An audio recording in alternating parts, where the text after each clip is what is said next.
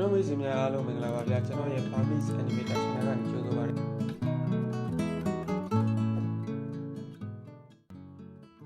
ေကျွန်တော်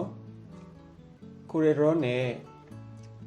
object တွေရဲ့တောင်ကျိုးလေးတွေကိုဘယ်လိုဖန်တီးမလဲနောက်ပြီးအဲ့ object တစ်ခုကိုဖန်တီးထားတဲ့တောင်ကျိုးလေးတွေကိုဘယ်လိုထည့်မလဲဆိုတာကိုကျွန်တော်ပြပြသွားပါမယ်ကဲအားလုံးစလိုက်ကြအောင်ဗျာနော်အခုကျွန်တော်တို့ပထမဦးဆုံး rectangle tool လေးကို click နှိပ်လိုက်ပါပြီးရင်ကျွန်တော်တို့ထုံးစံတိုင်း drag လေးဆဲမယ်ပြီးရင်ကွက်ကလေးကိုကျွန်တော်တို့က coffee ပွားမယ်ဆိုတဲ့အတွက် control C control V ပြီးရင်အဲတို့ဘေးမှာတစ်ချက်ခဏလောက်ထားလိုက်ရနော်သူ့ရဲ့တဝက်လောက်ရှင်းတော့ပိုကောင်းတာပါဗျာ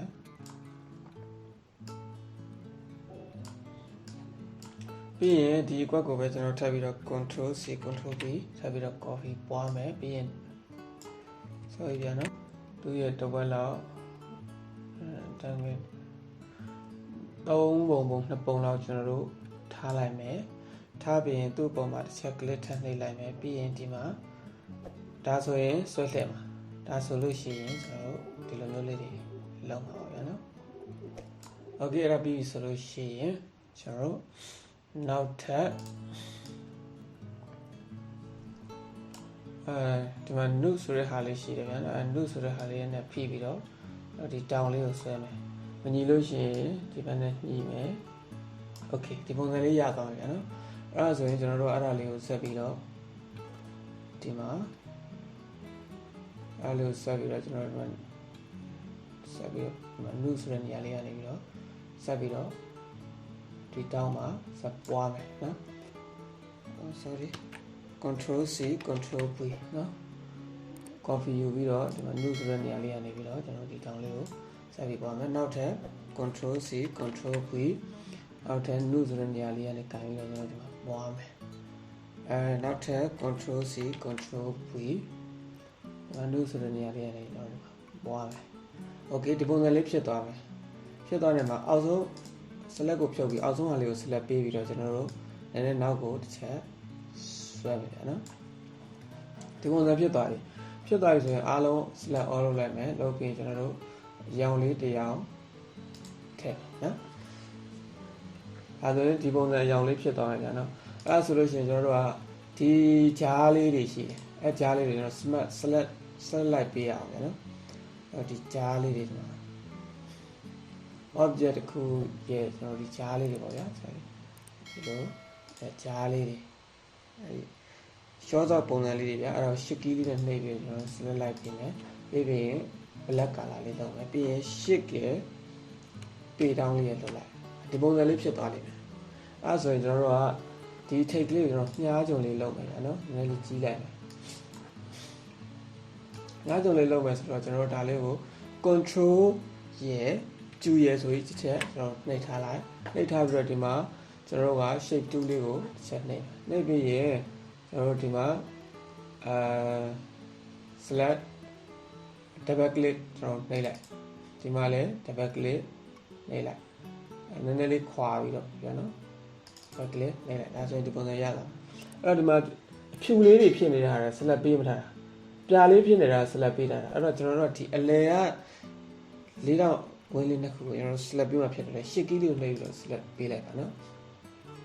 အဲ့ဒါပြီးပြီဆိုလို့ရှိရင်ကျွန်တော်တို့ကဟောဒီမှာ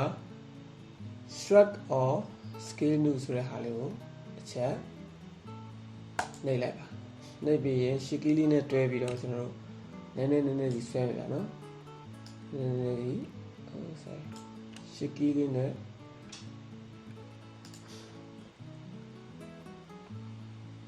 အဲ့မှာ select ပြုတ်သွားတဲ့အတွက်ကြောင့်ပြန်တက်ထားတယ်ဒီမှာအဲ့ပြီးရင်ကျွန်တော်တို့ဒီကခဏကပြောတဲ့ start or scale လူလေးကိုနှိပ်ပြီးကျွန်တော်ရှစ်ကီးလေးနဲ့တွဲပြီးတော့နည်းနည်းလေးဆွဲရအောင်နော်နည်းနည်းလေးဆွဲမယ် okay ဒီမှာတရားများပါတယ်ဆိုရင်လည်းပြန်လျှော့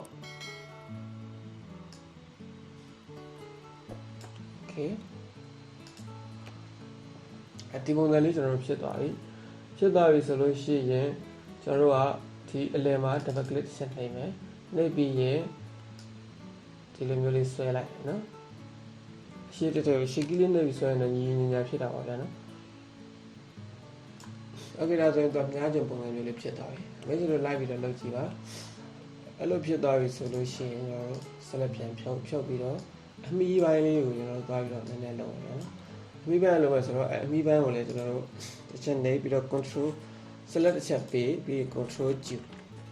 ပြီးသွားရင်ကျွန်တော်တို့က shape tool လေးကိုဆက်နှိပ်ပြီးရင်ဒီမှာတစ်ချက်ကရှိပြီးသားဒီမှာဒီ point ဒီလို select မဲ့ point လေးတစ်ခုကိုဒီမှာဖတ် sorry အဲဒီမှာဖြစ်တဲ့အတွက်ကြောင့်မလို့ဒီမှာတစ်ချက်နှိပ်ဒီမှာရှစ်ကီးလေးနဲ့တွဲပြီးနေအလယ်မှာ double click နှိပ်ပြီးတော့ကျွန်တော်တို့အထဲကိုဆွဲလိုက်အဲ့နော်ရှစ်ကီးလေးကိုနှိပ်ပြီးဆွဲပါဗျာနော်ဒါမှညီညာဖြစ်မှာပါโอเคဒီလိုဆိုရင်ကျွန်တော်တို့ဒီလိုပုံစံလေးရသွားမှာပါဗျာနော်ဒီပုံစံလေးရပြီဒါဆိုရင်ကျွန်တော်တို့ select တွေဖြုတ်ပြီးတော့ကျွန်တော်ဒီမှာမိထားခြင်းတဲ့နေရာလေးခဏထားပါဒါကပေါ့ကျွန်တော်တို့ object ဒီ object ကလေးမှာဒီလို angle down လေးတွေဒါရသွားပြီပေါ့တခုโอเคနောက်တစ်ခုကျွန်တော်ဆက်ပြီးတော့ပြမယ်ဗျာနော်အဲ့ဒါကိုလည်း rectangle tool လေးကိုပဲနှိပ်လိုက်ပါနှိပ်ပြီးတော့ခုနကလိုပဲကျွန်တော်တို့ okay ဒီလိုမျိုးလေး object လေးတစ်ခုဖန်တီးမှာပေါ့ဗျာ okay အဲ့ဒါကိုလည်းကျွန်တော်တို့ကဒီမှာ control C control V ဆို copy ပွားမယ်ပွားပြီးတော့သူ့ရဲ့ဒီလိုလုပ်ပြီးရင်ဒီ object ကလေးကိုကျွန်တော်တို့ကဘာလုပ်မလဲဆိုရင်double click နှိပ်လိုက်နှိပ်ပြီးရင် sorry double click ဒီလိုမျိုး side လှည့်မယ် rotate လုပ်မယ်ပုံစံမျိုးလေးရပြီဆိုရင်ဒီတောင်းအနေနဲ့ကျွန်တော်တို့အနည်းငယ်ဆွဲပြီးတော့ချလိုက်တယ်နော် okay အပုံစံလေးရပြီဆိုလို့ရှိရင်ကျွန်တော်တို့အဲ့ဒါကိုဒီပါကြနော် sorry control C control V ဆိုပြီးတော့ဒါလေးကိုပွားမယ်ပွားပြီးရင်ကျွန်တော်တို့ဒါလေးတစ်ချက်နှိပ်ပါဗျာနှိပ်ပြီးကျွန်တော်ကအဲ့ဒါကို sorry ဒီမှာ new ဆိုတဲ့နေရာလေးကနေဆွဲပို့ပြီးတော့တည်ကြရပါဗျာဒီပုံစံလေးရသွားပြီ okay အလဲရဟာလေးကိုကျွန်တော်အနီရောင်လေးချင်တယ်ဒီအောက်ဒီနှစ်ခုကို select မှာဖြစ်တယ်လေ shift key လေးကိုနှိပ်ပြီးတော့နှစ်ခုစလုံးကို select မှတ်ပြီးရင် black color လေးထည့်ပြီးရင် shift ရဲ့ပေတောင်းလေးရဲ့ကျွန်တော်နှိပ်လိုက်ဒါဆိုရင်ဒီပုံစံလေးရသွားတယ်အဲ့တော့အပုံစံလေးတွေကိုအထက်လိုက်ကလေးလိုချင်တယ်နော်အဲ့တော့ကျွန်တော်အဲ့တစ်ခုလုံးကြီးကို select မှတ်ပြီးတော့ကျွန်တော် control C control V ပွားမယ်ပွားပြီးဒီမှာ new ဆိုတဲ့ဟာလေးပွားနေအဲ့ဒီအချိန်မှာကျွန်တော် shift key လေးနဲ့ညီညာလေးဒီလိုမျိုးလေးဆွဲချလိုက်နော်နောက်ထပ် control C control V နုဆိုတဲ့ဟာလေးနေရာရောက်ပြီဆိုလို့ရှိရင်အဲ့ဒါနုဆိုတဲ့နေရာလေးရောက်ရှစ်ကီးလေးနဲ့တွဲပြီးတော့ sorry ရှစ်ကီးလေးနဲ့sorry ဗျာ okay ကျွန်တော်ဒီဟာလေးကိုဒီ select မှတ်ထားတဲ့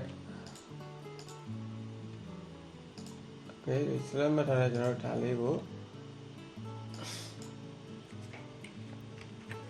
control C control V ပွားပြီးတော့ကျွန်တော်တို့ကနုဆိုတဲ့နေရာလေးကြာရင်အောက်ကိုဆွဲချမယ်ပြီးရင်ရှီကီးလေးကိုနှိပ်မယ်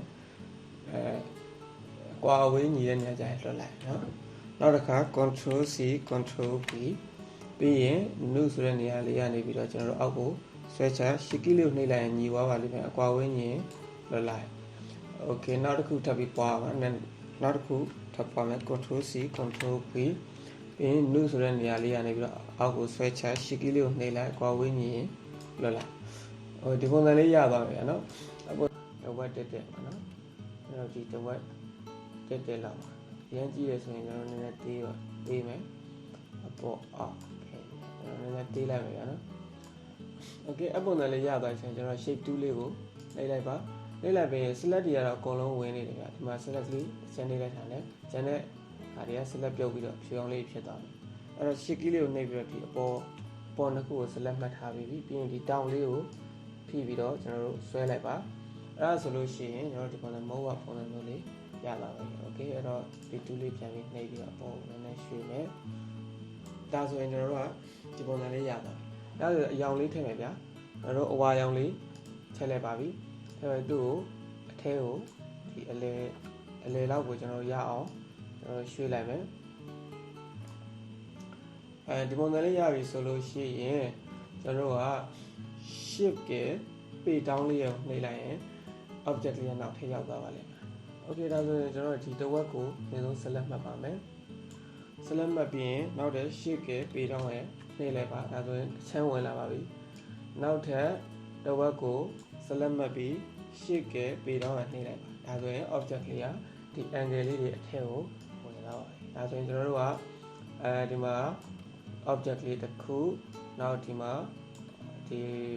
perspective ပေါ့ဗျာကျွန်တော်တို့ဒီတောင်ကျိုးလေးဒီနဲ့သက်ဆိုင်နေကျွန်တော်ရတော့ကျွန်တော်မိတ်ဆွေများဗီဒီယိုကိုအဆုံးထိကြည့်ပေးတဲ့ကျေးဇူးတင်ပါတယ်နောက်ထပ်ဗီဒီယိုသင်ခန်းစာတွေမှာနောက်ထပ်ဗီဒီယို tutorial တွေမှာကျွန်တော်တို့ဆက်ပြီးတော့တွေ့ကြရအောင်ဗျ